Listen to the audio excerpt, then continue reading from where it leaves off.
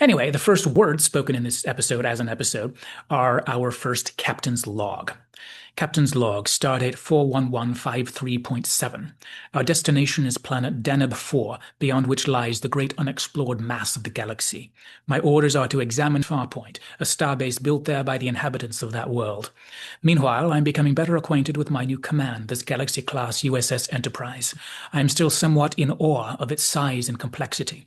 As for my crew, we are short in several key positions, most notably a first officer, but I am informed that a highly experienced man, one Commander William Riker, will be waiting to join the ship at our Deneb 4 destination.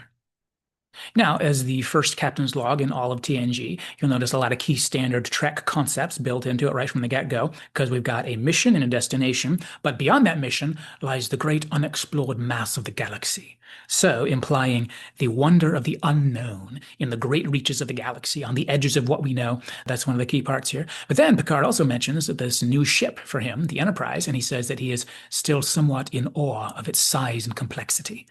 So there's that word awe.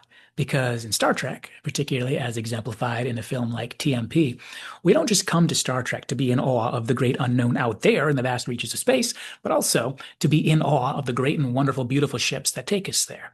And in that sense, this episode is doing exactly the same thing that TMP was trying to do, just in a much more abbreviated form, which is to excite us and thrill us with not just the mysteries of distant space and its aliens and technologies, but also prior to that and separate from that, to excite us and thrill us with the wonder and awe of the exterior and interior of the great, wonderful craft that this Federation has built, and which we get to walk around in, and we get to get those Star Trek chills even when we aren't yet dropping our jaw at the great unknown out there outside the great Starfleet ship.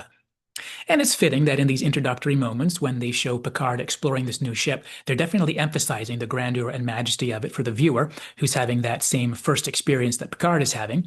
And it's also interesting how they film shots from certain angles to really emphasize the size and scope of the ship, much like they did occasionally in TMP. For example, shots from low or high in engineering, for example, shots where you look down on Picard on the bridge, or you look up high at Picard from the bridge, etc.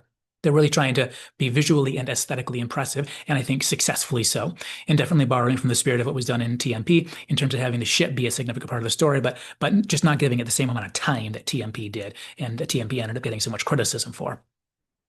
And then as Picard's captain's log finishes, it seems that the unknown and thrilling has come to him, not just in the greatness of the ship, but also because the first person we see him talking to on the new bridge here turns out to be an android. So once again, as we arrive here in this Star Trek universe, we actually don't have to wait until we're going out there to be thrilled and excited with strange new things.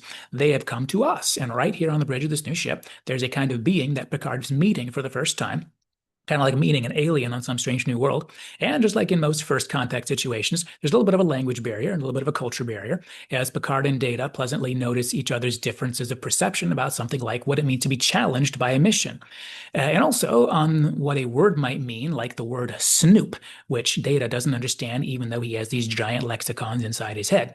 But unlike first contact situations out there in the unknown, those kinds of first contact confusion of language and confusion of meaning and culture, unlike those ones, this one on board the utopian spacecraft of the Enterprise, this one is entirely pleasant and happy and makes you chuckle because the stakes are so low, and particularly because everybody involved is intent on building understanding. Everybody has positive regard for one another despite their differences, etc.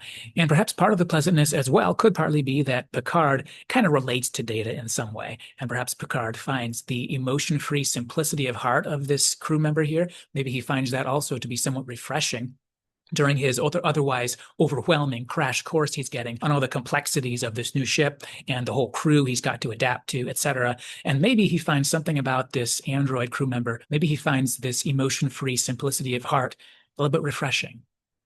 Anyway, regardless, Troy suddenly says with visible distress that she is sensing a powerful mind. And then this thing appears outside the ship. And then after a long build-up, Q finally appears on the bridge. First time we've ever seen this Q entity before. We don't know who he is. We've never heard of Q. There's no such thing as Q yet. And then suddenly Q appears wearing, what would that be?